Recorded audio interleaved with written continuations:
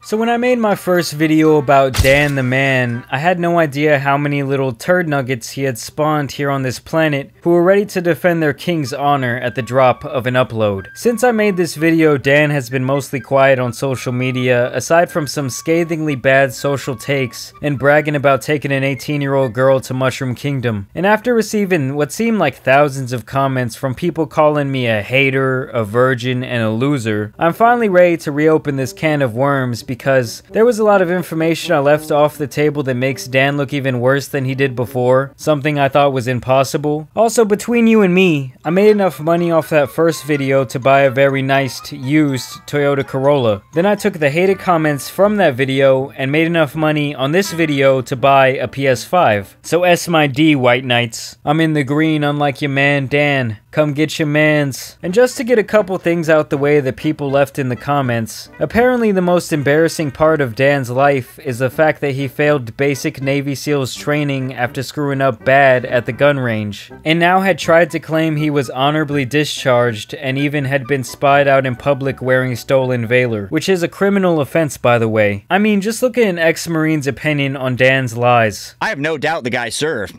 No doubt he went to Buds. But his cavalier, arrogant attitude is what kept him from finishing, in my opinion. I'm sure any of you SEALs out there will agree. You don't want a guy like this working with you.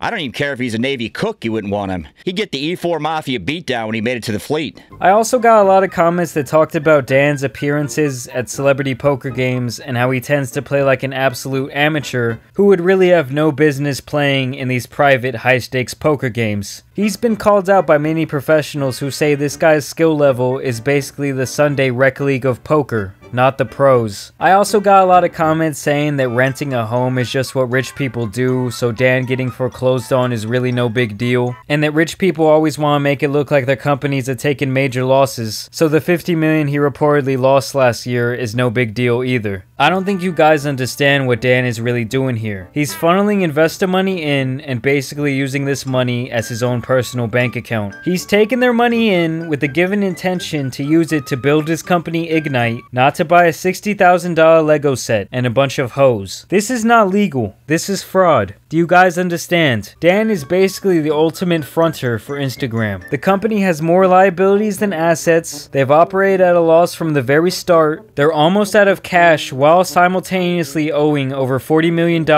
Just basically his company is about to go under. They're about to go bankrupt. Keep in mind, in 2019 they lost $50 million. In 2020 they've made only $600,000 in profit. Do those numbers look good to you? I'm just asking. He's also being sued by the former president of his company, who was fired after trying to blow the whistle on their horrible financial situation at Ignite. They've changed presidents 3 times in 4 months, and on top of that, this man Tom Nash also came out and made a video about how Paul Bilzerian, Dan's weasel father who conned all those people back in the 80s, is at the very least heavily involved in the management current day at Ignite. Now, if that shouldn't have been a red flag to investors, I don't know what should have. It would make sense that basically what is happening here is that Paul's up to his old tricks of funneling investor money in only to spend it on other illegal operations or pocket it for himself, using his own son as the face of their failure of a company. He couldn't just let his unqualified son go all willy-nilly, so he's been keeping an eye on him from the shadows. Look, all I gotta say is once a snake, always a snake. I'm just glad that it looks like these scumbags are finally gonna see their day and have to pay all the money they've weaseled out of all these people.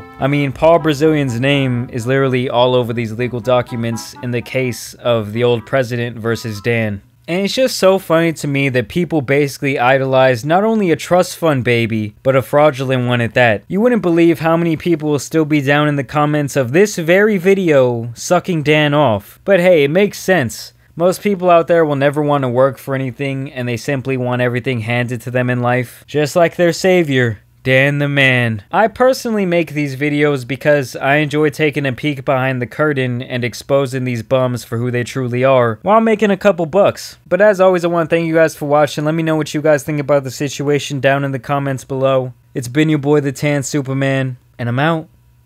Peace. I've played with like almost my entire net worth on the table.